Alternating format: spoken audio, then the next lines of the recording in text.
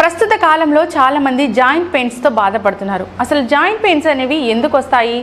ఇక న్యాచురోపతిలో దీనికి సంబంధించి ఎటువంటి ట్రీట్మెంట్స్ అందుబాటులో ఉన్నాయి? ఇలాంటి వివరాలు అందించడానికి ఈ రోజు మనతో పాటు ఉన్నారు యాడ్లైఫ్ హెల్త్ సెంటర్ నుంచి న్యాచురోపతి వైద్యులు ఉదయ్ కుమార్ గారు. వారిని అడిగే ఆ వివరాలు ఏంటో తెలుసుకుందాం. నమస్తే డాక్టర్. నమస్తే. Welcome to our channel. Doctor, చాలా మంది చూస్తే కానీ జాయింట్ పెయిన్స్ తో బాధపడుతూ ఉంటారు. ప్రతి కీలు నొప్పి పెడుతూ ఉంటుంది. అసలు ఎందుకు అంటారు? జాయింట్ పెయిన్స్లో రకరకాల జాయింట్ పెయిన్స్ ఉంటాయి. ఒకటి ఏంటంటే ఏజ్ అడ్వాన్స్డ్ అయినా కొద్దీ వచ్చే పెయిన్స్. మామూలుగా వాటిని వేరియంట్ మెకానిజం అంటాం. అవి వేరియంట్ మెకానిజం వల్ల వచ్చేటువంటి జాయింట్ పెయిన్స్ ఏంటంటే బేసిక్గా సపోజ్ మోకాళ్ళ నొప్పి కంప్లైంట్ చేస్తూ ఉంటారు. ఇదేంటంటే వెయిట్ బేరింగ్ జాయింట్ కాబట్టి ఒక సర్టెన్ ఏజ్ తర్వాత ఏమవుతుందంటే ఆ యొక్క ఎముకల లోపల ఉన్నటువంటి ఎముక మధ్య లోపల ఉన్నటువంటి కార్టిలేజ్ అయితే ఉందో అది అరిగిపోవడం వల్ల వచ్చేసి అక్కడ జాయింట్ పెయిన్స్ అనేటివి వస్తుంటాయి. అవి కాకుండా రుమటాయిడ్ ఆర్థరైటిస్ అని చెప్పేసి వస్తుంటుంది. ఈ రుమటాయిడ్ ఆర్థరైటిస్ ప్లస్ యాంకిలోసింగ్ స్పాండిలోసిస్ ఇలాంటి జాయింట్ పెయిన్స్ వస్తుంటాయి. దీస్ ఏంటంటే బేసిక్గా ఆటో ఇమ్యూన్ ప్రాబ్లమ్స్.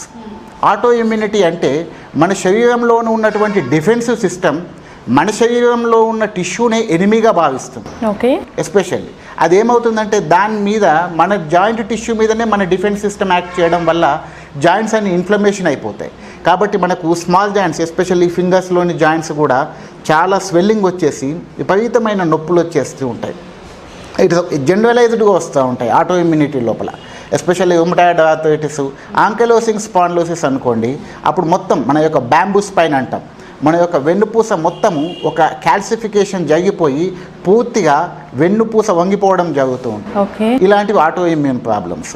అవి కాకుండా ఈ యొక్క వేరియంట్ వచ్చేసి ఏంటంటే మామూలు ఈ మోకాలు నొప్పులు వస్తుంటాయి, కొంతమంది యాంకిల్స్ లోపల వస్తుంటాయి. ఏంటంటే వెయిట్ బేరింగ్ జాయింట్ కాబట్టి అవి యొక్క ఎక్కువ వాడుతూ ఉంటాం కాబట్టి వాటితో ఏమవుతుందంటే ఎక్కువ వెయిట్ ఉండడం వల్ల కూడా కొంతమందికి ఏంటంటే మోకాలు నొప్పులు చాలా తొందరగా వస్తాయి. ఎందుకంటే ఇటు వెయిట్ బేరింగ్ 100 కిలోలు ఉన్నారనుకోండి, ఆ 100 కిలోలను మోకాళ్ళే మోస్తాయి కాబట్టి దాని మీద స్ట్రెస్ ఎక్కువ పడుతుంది కాబట్టి ఆ పెయిన్స్ రావడం అనేది జరుగుతూ ఉంటుంది. ఇక డాక్టర్, మిగతా డాక్టర్స్ దగ్గరికి వెళ్తే, అలోపతి డాక్టర్స్ దగ్గరికి వెళితే ఖచ్చితంగా సర్జరీ అంటారు, లేదంటే ఇంగ్లీష్ మెడిసిన్స్ ఇస్తారు. సో న్యాచురోపతిలో దీనికి ఎటువంటి ట్రీట్మెంట్స్ అందుబాటులో ఉన్నాయి? న్యాచురోపతి అనేది మందులు లేకుండా చేస్తారు కాబట్టి సో దీనిలో ఎటువంటి ట్రీట్మెంట్స్ ఉన్నాయి, అందుబాటులో ఉన్నాయి? దీనికి శాశ్వత పరిష్కారం ఉందా? చాలా వరకు శాశ్వత పరిష్కారం ఉంటుంది. లాస్ట్ ఆప్షన్ ఏంటంటే మనం సర్జరీకి వెళ్తాం. సపోజ్ ఇప్పుడు మోకాళ్ళను తీసుకున్నట్టయితే మోకాళ్ళ లోపల జాయింట్ స్పేస్ కార్టిలేజ్ పూర్తిగా అరిగిపోయి జాయింట్ స్పేస్ పూర్తిగా తగ్గిపోయింది అనుకోండి. సపోజ్ ఎముకలు ఒకదానికోటి రబ్ చేస్తూ ఉందనుకోండి, అప్పుడు ఆటోమేటిక్గా ఏమవుతుందంటే జాయింట్ స్పేస్ క్వాంటిటీ తగ్గిపోతుంది. కాబట్టి దెన్ లాస్ట్ ఆప్షన్ ఏంటంటే మనం సర్జరీకి వెళ్తూ ఉంటాం. ఓకే. అలా కాకుండా మనం మోకాళ్ళను స్ట్రెంథనింగ్ ఎక్సర్సైజెస్ ఉంటాయి. బేసిక్గా క్వాడ్రిసెప్స్ ఎక్సర్సైజెస్ అంటాం, మోకాల్ స్ట్రెంథనింగ్ ఎక్సర్సైజెస్. అవి చేసుకోవడం వల్ల ఏమవుతుందంటే ఆ జాయింట్ స్పేస్ని మెయింటైన్ చేయడం అనేది జరుగుతూ ఉంటుంది, ప్లస్ మోకాల్ స్ట్రెంథనింగ్ అవుతుంటుంది. అది కాకుండా ఇప్పుడు నేను చెప్పినట్టు రుమటాయిడ్ ఆర్థరైటిస్ ఇలాంటివి ఉన్నాయి, ఆటో ఇమ్యూన్ ప్రాబ్లమ్స్ ఉన్నాయి. ఇలాంటి సపోజ్ సోరియాటిక్ ఆర్థరైటిస్ అంటాం, సోరియాసిస్ ఉన్న ప్రాబ్లమ్స్ వాళ్ళకు కూడా ఆర్థరైటిస్ వస్తుంది, సోరియాటిక్ ఆర్థరైటిస్ అంటాం. కొంతమందికి గౌట్ ఆర్థరైటిస్ అంటాం. గౌట్ అంటే యూరిక్ యాసిడ్ లెవెల్. బేసిక్గా ప్రోటీన్ మెటబాలిజం అయినప్పుడు ప్రోటీన్ మెటబాలిజంలో ఎండ్ ప్రోడక్ట్ అయితే ఏదైతే యూరిక్ యాసిడ్ ఫామ్ అవుతుందో ఆ యూరిక్ యాసిడ్ మనకి బయటకు ఎక్స్క్రీట్ అయిపోవాలి, బయటకు వచ్చేసేయాలి. అది ఏమవుతుందంటే ఒక్కోసారి జాయింట్ స్పేస్ లోపల డిపాజిట్ అయిపోయి ఇట్ కాజెస్ ఇన్ఫ్లమేషన్. దాంతో పూర్తి రెడ్డిష్గా స్వెల్లింగ్ అవుతుంది. ఈవెన్ చిన్న గుడ్డ తగిలినా కూడా మనకు విపరీతమైన నొప్పి అలాంటివి జరుగుతూ ఉంటుంది. కాబట్టి వీటన్నిటికీ ఎస్పెషల్లీ ఆటో ఇమ్యూన్ ప్రాబ్లమ్స్ అనుకోండి, వాటికి మనం ఒక రకమైనటువంటి డైట్ ఫాలో అవ్వాల్సి ఉంటుంది. ఎస్పెషల్లీ సాధారణంగా ఎనిమల్ సోర్స్ ఆఫ్ ప్రోటీన్స్ని మనము కంపల్సరీ అవాయిడ్ చేయిస్తాం. Why animal source of proteins అంటే ఎనిమల్ సోర్స్ ఆఫ్ ప్రోటీన్స్లో సిమిలర్ టు ద మన యొక్క మనుషులకు ఉన్న ఈ ప్రోటీన్స్లో సిమిలారిటీస్ ఉంటాయి. కాబట్టి ఆ ఈ protein is a miss match అయిపోయి ఇట్ విల్ ట్రిగ్గర్ అన్నమాట. అది ట్రిగ్గర్ చేసేసి ఆటోమేటిక్గా మన ఆటో ఇమ్యూనిటీని ఇన్ఫ్లమేటరీ రియాక్షన్ చేస్తుంది. కాబట్టి మనం సాధ్యమైనంత వరకు Animal source of protein avoid చేయడము, ప్లస్ సిమ్టమాటిక్ ట్రీట్మెంట్ తీసుకోవడము, యాంటీ ఆక్సిడెంట్స్ ఎక్కువ ఉన్నటువంటి పదార్థాలు తీసుకోవడము, ఇవి తీసుకోవడం వల్ల మనకి దాటి నుంచి వచ్చేయడం. అది కాకుండా ఎక్సర్సైజ్ థెరపీ. ఎందుకంటే ఏదైనా జాయింట్ ఇన్ఫ్లమేషన్ అయిందనుకోండి, అది దాంట్ లోపల ఫ్లూయిడ్ కొన్ని రోజుల తర్వాత మనం దానికి ఎక్సర్సైజ్ చేయలేదనుకోండి, మైల్డ్ టు మోడరేట్ ఎక్సర్సైజ్ చేయకుంటే ఆ జాయింట్ ఒక స్టేజ్ తర్వాత ఫ్యూజ్ అయిపోవడము, రేంజ్ ఆఫ్ మూమెంట్ అనేది తగ్గిపోవడం జరుగుతూ ఉంటుంది. కాబట్టి ఆ రేంజ్ ఆఫ్ మూమెంట్ని మనం కాపాడుకోవాలంటే కంపల్సరీ ఎక్సర్సైజ్ అనేది చేసుకోవడం. ప్లస్ అది కాకుండా సిమ్టమాటిక్ ట్రీట్మెంట్స్ ఉంటాయి మనకి. బేసిక్గా హైడ్రోథెరపీ ట్రీట్మెంట్స్ ఉంటాయి. ఏంటంటే హాట్ అండ్ కోల్డ్ ఫర్మెంటేషన్స్ అని పెడతాం. దాంతో ఏమవుతుందంటే అక్కడ బ్లడ్ సర్క్యులేషన్ పెరిగి అక్కడ ఉన్నటువంటి మలినాలని బయటకు తీయడానికి ఉపయోగపడుతూ ఉంటాయి ఈ యొక్క హైడ్రోథెరపీ ట్రీట్మెంట్స్. ఇక డాక్టర్, ఈ జాయింట్ పెయిన్స్ ఉండేవాళ్ళు ఎటువంటి ఆహార పదార్థాలు అవాయిడ్ చేయాలి? ఖచ్చితంగా ఎటువంటి ఆహార పదార్థాలు తీసుకోవాలి? జాయింట్ పెయిన్స్ ఉన్నవాళ్ళు మామూలుగా సాధారణంగా ప్రకృతి సిద్ధంగా దొరికేటువంటి అన్ని ఆహార పదార్థాలు తీసుకోవచ్చు. కాకపోతే సపోజ్ ఇప్పుడు రుమటాయిడ్ ఆర్థరైటిస్ అన్నాం కాబట్టి వాళ్ళు ఎనిమల్ సోర్స్ ఆఫ్ ప్రోటీన్స్ని ఆపడం అనేది ఒకటి చేయడం జరుగుతుంటుంది. వాళ్ళు ఆపడం. అది కాకుండా సపోజ్ గౌట్ ప్రాబ్లం ఉన్న వాళ్ళు ఏంటంటే గౌటీ ఆర్థరైటిస్ ఉందనుకోండి, వాళ్ళు కంపల్సరీ ఏంటంటే ప్రోటీన్స్ని తగ్గించడం వాళ్ళ డైట్ లోపల. ఎందుకంటే ప్రోటీన్ మెటబాలిజం యొక్క ఎండ్ ప్రోడక్ట్ యూరిక్ యాసిడ్. కాబట్టి ఆ ప్రోటీన్ పదార్థాలని తగ్గించినట్టయితే ఆటోమేటిక్గా మనకి సాధ్యమైనంత వరకు గౌట్ యొక్క వాటిని తగ్గించుకోవడం జరుగుతుంటుంది. అది కాకుండా మన యొక్క శరీరం లోపల మన యొక్క జాయింట్స్ లోపల కార్టిలేజ్ ప్రొడక్షన్ కావాలంటే మామూలుగా మనకి ఈ యొక్క డ్రై ఫ్రూట్స్ ఉంటాయి కదా, ఈ గింజలు ఇలాంటివి, ఎస్పెషల్లీ అవిసె గింజలు కానివ్వండి, మామూలు వాల్నట్స్ కానివ్వండి, ఇలాంటి గింజలు మామూలు ఈవెన్ గుమ్మడి గింజలు కానివ్వండి, మెలన్ ఇలా సీడ్స్, దాని ఏమవుతుందంటే మన యొక్క గుజ్జు అనేది తయారవడానికి చాలా ఛాన్సెస్ ఉంటాయి. కాబట్టి మనకు బోన్లో ఎముకలో శక్తినిస్తుంది. ఓకే, ఎటువంటి పదార్థాలు తీసుకోకూడదు అంటే ఏం చెప్తారు? అంటే చాలామంది గోంగూర తినకూడదు, బ్రింజాలు తినకూడదు అని చెప్తూ ఉంటారు. సో దీనిలో నిజం ఎంత ఉంది?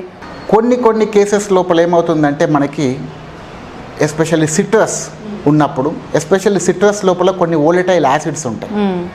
ఆ వోలటైల్ యాసిడ్స్ ఏమవుతుందంటే ఒక్కొక్కసారి ఈ తినగానే ఒక రకమైనటువంటి మస్కులర్ పెయిన్స్ లాగా డల్ ఏక్స్ వచ్చేసి muscle goes in to spasm, tightness అనేది మజిల్ లోపల కనిపిస్తూ ఉంటుంది. కాబట్టి అలాంటి ఒక టెండెన్సీ ఉన్న వాళ్ళు మాత్రం కొద్దిగా సిట్రస్ కూడా అవాయిడ్ చేయాల్సి ఉంటుంది. అదే సిట్రస్ని మనము హీట్ చేసి తీసుకున్నాం అనుకోండి, కొద్దిగా హీట్ చేసామనుకోండి, ఈ వోలటైల్ యాసిడ్స్ ఎవాపరేట్ అయిపోయి యాసిడ్స్ వెళ్ళిపోతాయి. ఇట్ విల్ బాగానే తీసుకోవచ్చు, ప్రాబ్లం ఉండదు. ఓకే డాక్టర్, ఇక అదే విధంగా ఈ జాయింట్ పెయిన్స్తో బాధపడేవారు వాకింగ్ చేయొచ్చు అంటారా? చేస్తే ఎన్ని నిమిషాల పాటు చేయాలి? క్యాజువల్ వాక్, జాయింట్ పెయిన్స్ ఉన్న వాళ్ళు వాకింగ్ చేయొచ్చు. అట్లే అని చెప్పేసి ఇప్పుడు ఓవర్ వెయిట్ ఉన్నారు అనుకోండి, సపోజ్ 100 పైన కేజీలు ఉన్నారు అనుకోండి, వాళ్ళు జనరల్గా సాధ్యమైనంత వరకు క్యాజువల్ వాక్ చేయొచ్చు. సాధ్యమైనంత వరకు బ్రిస్క్ వాక్లు కానీ రన్నింగ్లు కానీ ఇలాంటివి చేయకూడదు. ఈవెన్ ట్రెడ్మిల్ మీద పరిగెత్తడం కానీ ఇలాంటివి చేయకూడదు. ఏమవుతుందంటే దాంతో వెయిట్ బేరింగ్ జాయింట్ కాబట్టి ఇంకా ఇప్పుడు బాగానే ఉంటుంది, తర్వాత మోకాళ్ళు అరిగిపోవడం జరుగుతూ ఉంటుంది. ఇన్ లాంగ్ రన్ లోపల నీ రీప్లేస్మెంట్కి వెళ్ళాల్సిన అవసరం వస్తుంటుంది. ఓకే, కాకపోతే వాళ్ళు ఎక్కువ శాతము నాన్ వెయిట్ బేరింగ్ ఎక్సర్సైజెస్ చేయాలి, వెయిట్ బేరింగ్ లేనటువంటివి, లైక్ సైక్లింగ్ చేయడము, అది కాకుండా తర్వాత ఫ్లోర్ ఎక్సర్సైజ్ చేయడము, ఇవి చేస్తే మామూలుగా యోగాసనాలు చేయడము, అలాంటివి చేస్తే ఏమవుతుందంటే వెయిట్ పడదు మోకాళ్ళ పైన కానీ యాంకిల్స్ మీద కానీ. అప్పుడు వెయిట్ తగ్గిన తర్వాత దే కెన్ డూ నార్మల్గా వాకింగ్ చేసుకోవాలి. ఓకే డాక్టర్, ఈ యోగాసనాలు అంటే చాలా రకాలు ఉన్నాయి కదా, సో జాయింట్ పెయిన్స్తో బాధపడేవారు ఎటువంటి ఆసనాస్ చేయాలి బేసికల్గా? మామూలుగా చాలా వరకు సపోజ్ మెడ నడుము నొప్పులు, సర్వైకల్ లంబార్ స్పాండిలోసిస్ అంటాం, చాలా ఒక 90% ఆఫ్ ది కేసెస్ని ఓన్లీ హార్డ్లీ 5 to 10% కేసెస్లో మాత్రమే మనకు సర్జరీ అనేది అవసరం పడుతుంది. Okay, especially slip disc cases కానివ్వండి, మరి ఎక్స్ట్రీమ్ స్లిప్ డిస్క్ కేస్ అనుకోండి, we have to opt for surgery. But remaining ఒక 90% కేసెస్ లోపల మెడ నడుము నొప్పు కేసులు కానీ స్లిప్ డిస్క్ కేసెస్ కానీ సింపుల్ స్పైనల్ ఎక్సర్సైజెస్ అని ఉంటాయి యోగా లోపల. సేతుబంధాసనం అని చెప్పేసి, కటిచాలనం అని చెప్పేసి, ఉదరాకర్షణ ఆసనం అని చెప్పేసి, భుజంగాసనము, ధనురాసనము, అర్ధశలభాసనము, శలభాసనము, ఇలాంటి కొన్ని పోస్చర్స్ ఉంటాయి. అర్ధమత్యేంద్రాసనము, ఉష్ట్రాసనం అని. ఇవి స్పైనల్ కార్డ్కి చాలా యాక్టివిటీని, ఫ్లెక్సిబిలిటీని పెంచుతాయి. అట్ ది సేమ్ టైం స్ట్రెంత్ని కూడా ఇస్తాయి. ఈ ఎక్సర్సైజెస్ చేస్తూ కొన్ని జాగ్రత్తలు తీసుకున్నట్టయితే 90% of the cervical lumbar spondylosis problem కానివ్వండి, ఈవెన్ ఆస్టియోఆర్థరైటిస్, మోకాళ్ళకు వచ్చే ఆస్టియోఆర్థరైటిస్ ప్రాబ్లమ్స్ కానివ్వండి, సూక్ష్మ వ్యాయామం అని చెప్పి చేస్తాం. బేసిక్గా సూక్ష్మ వ్యాయామం అంటే అన్ని జాయింట్స్కి ఏదైనా ఎక్సర్సైజ్ చేసే ముందు వామప్ ఎక్సర్సైజ్ అంటాం కదా, అదేవిధంగా మన యొక్క ప్రతి కీలికి వామప్ ఎక్సర్సైజ్, వాటిని సూక్ష్మ వ్యాయామం అంటాం. ఆ సూక్ష్మ వ్యాయామం చేసినట్టయితే ప్రతి మూమెంట్ని, ప్రతి జాయింట్ మూమెంట్ని, కదలికల్ని అన్ని రకాలుగా clock wise, anti clock wise ఒక 10 సార్లు చేయడం వల్ల ఏంటంటే చాలా వరకు ఈ యొక్క ఆర్థరైటిస్ కానివ్వండి, సర్వైకల్ లంబార్ స్పాండిలోసిస్ కానివ్వండి, ఇలాంటి జబ్బుల్ని మనము 90% వరకు డాక్టర్ దగ్గరికి వెళ్లకుండా మనం ఇంట్లోనే తగ్గించుకోవచ్చు. Okay, thank you so much doctor. ఇక అదేవిధంగా ప్రెషర్ పాయింట్స్ అంటే ఏం చెప్తారు ఈ జాయింట్ పెయిన్స్కి? బేసిక్గా ప్రెషర్ పాయింట్స్ వచ్చేసి మన యొక్క మోకాల నొప్పులు అనుకోండి. బేసిక్గా మన యొక్క మోకాలకి ఈ యొక్క ఇండెక్స్ ఫింగర్, మిడిల్ ఫింగర్ యొక్క ఈ మధ్య భాగాన్ని ఇది మోకాలతో పాటు అది చేస్తాం. కాబట్టి ఈ యొక్క ఇండెక్స్ ఫింగర్, మిడిల్ ఫింగర్ ఏరియాని మనం రబ్ చేయడం వల్ల, దీనికి మసాజ్ చేయడం వల్ల ఏమవుతుందంటే ఈ యొక్క మోకాళ్ళు అనేటివి చాలా వరకు స్టిమ్యులేట్ అవుతూ ఉంటాయి. ఈవెన్ బోత్ హ్యాండ్స్, ఈ యొక్క రెండు వైపులా, కుడి చెయ్యి ఎడమ చెయ్యి, మామూలుగా మనకి ఒక రకమైన స్ప్రింగ్ దొరుకుతుంది.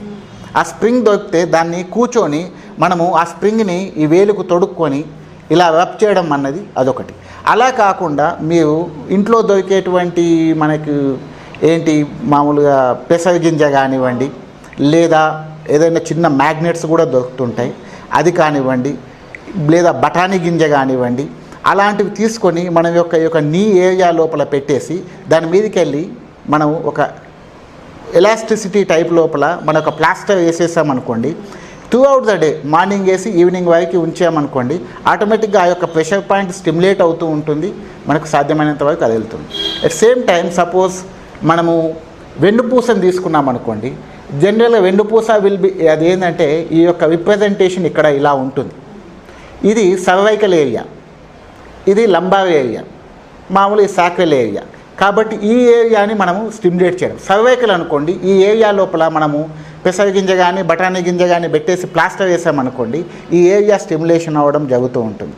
అది కాకుండా మనము సపోజ్ మెడ నొప్పి, సర్వైకల్ స్పాండిలోసిస్ కానివ్వండి, లేదా మైగ్రేన్ లాంటి పెయిన్ ఉందనుకోండి, జనరల్గా ఈ పాయింట్ ఉంటుంది.